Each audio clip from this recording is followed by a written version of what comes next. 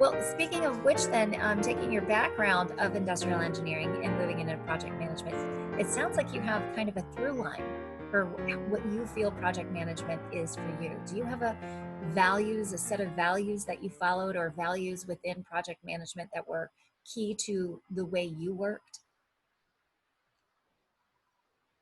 I've always been, I've always felt, others may disagree, I've always felt that I've been a person of integrity, Mhm. and a person who wants truth and honest, straightforward communication.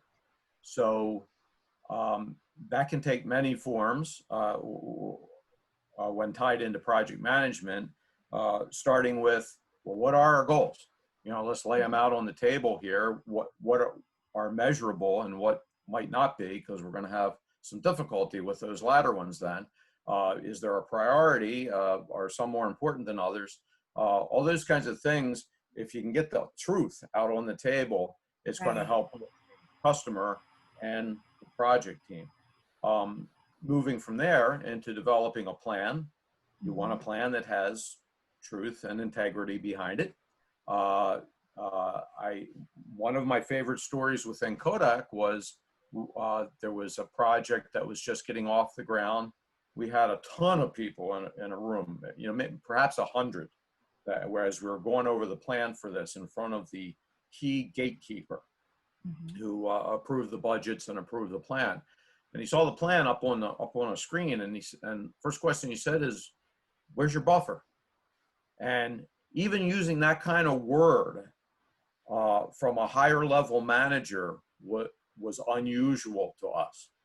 This was obviously a person who was sending a signal that he knew a little bit about project management and he wasn't going to accept any BS.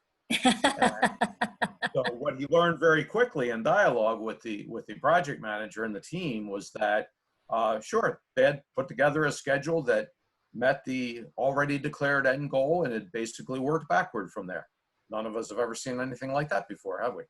And the manager wouldn't accept it. He says, "You're telling me this is an all success schedule and nothing's going to go wrong, everything's going to go just the way you want it?" And he goes, "No way, because I don't accept you going forward. Come back in a couple of weeks with a plan that shows me some buffer and what are the kinds of things that can go wrong and what you plan to do about them." So I thought it was just a beautiful example, leading by example, Yes.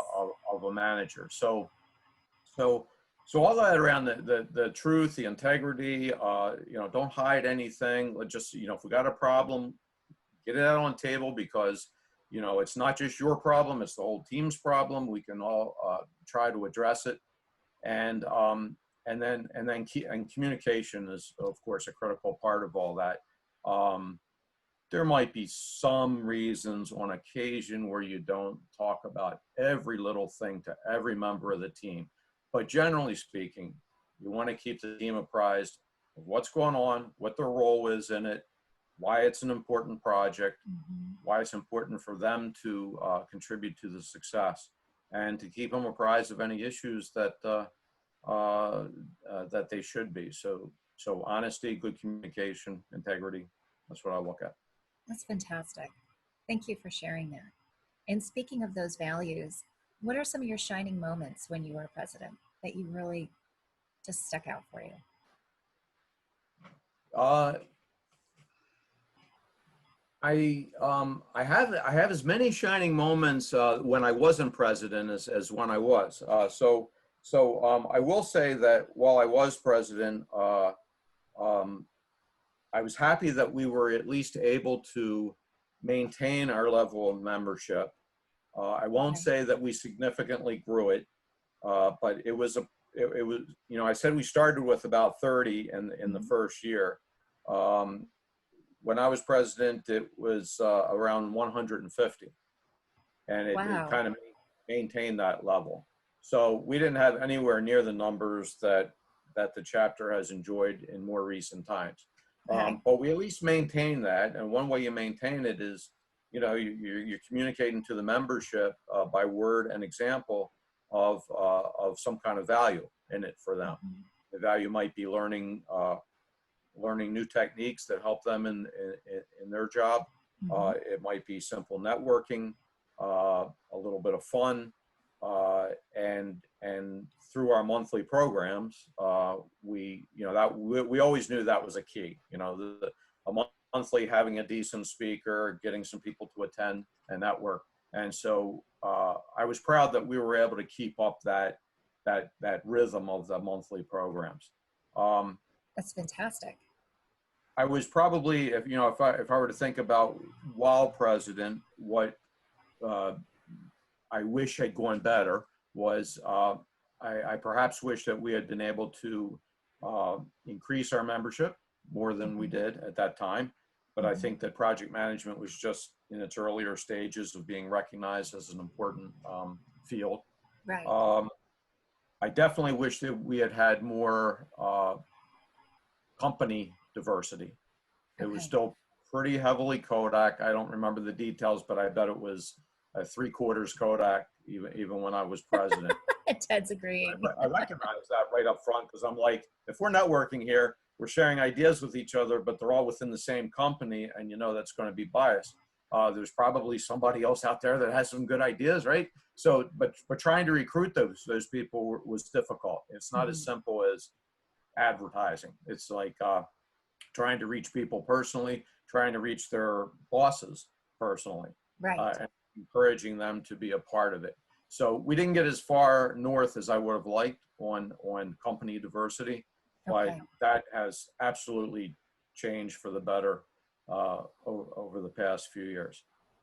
Have you had an opportunity to volunteer and participate in PMI, the local chapter, since you've been president?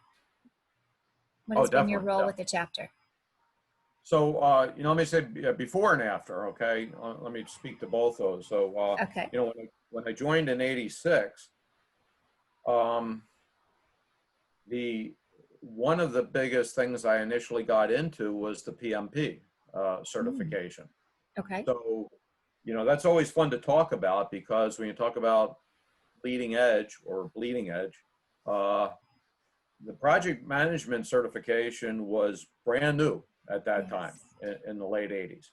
And we organized within the chapter, which was mostly Kodak people, we organized our own study group. Okay. So we had about 15 or 20 people in a self-study group. In 1987-ish, there was no consultant out there, nobody hanging a shingle up saying, pay me $1,000 and I'll give you a week of training or whatever in preparing for the exam. It didn't exist. There weren't any study manuals. All we had was some best guesses on what some of the questions might be. We just sat around a table and we each took a topic, like, scope or time or risk. And each person was responsible for a topic, and the goal was, okay, read about it a little bit, make up some questions that could be on the exam, and share them with the group next time around. Wow. And that's how we did it. And when we actually took the exam in '88, May of '88, I think it was in a classroom at, I think, RIT, with a proctor, a person who was literally paid to sit there and make sure we didn't cheat. And it was fill in the ovals, old style, pencil and paper test. And we didn't hear the results back for like a couple of months. So it's a little bit different than today with the computer and the automatic and the real-time feedback on how you did, not to mention all the study aids that are available with it. So our numbers for the, Joe Lucas was part of that initial group, many others, but I helped to coordinate that. And, all right, so who passed? You're skipping over the good stuff. Everybody passed. Yay! For guessing questions. Yeah.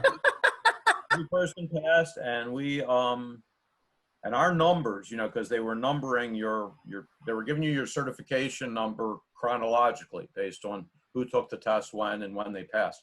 And so all of our numbers are under 200. I don't know how many hundreds of thousands of certified members there are these days, but we were in the first group of 200. Wow, that's really impressive. And have you had a voice in the exam process or in the PMBOK itself through its versioning? Uh, I personally haven't had input into PMP.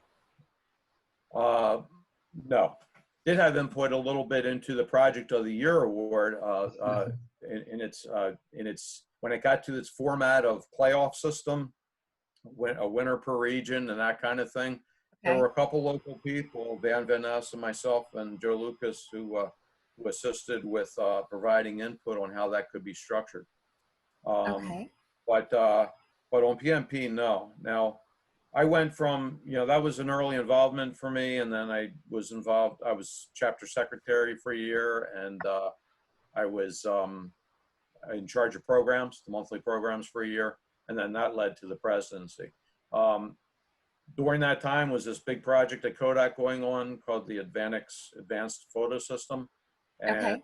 and that was the project. Even while I was president, that was going on, and that was the project for which we applied for the Project of the Year award. And our project, our product was launched in 1996, and we were given the international award in 1997. And the project manager and myself flew out to Chicago. That's where they were having the conference that year to pick up that award. So we were quite proud of that, and I had a lot of Yes. assistance in putting the application together from some key chapter members, and it was really a feather in our cap when we got that.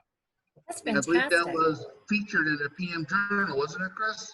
Yeah, every year the Project of the Year winner has an article. I wrote an article that summarized the project and the issues, and yeah, that's available probably on the PMI website Okay. if needed.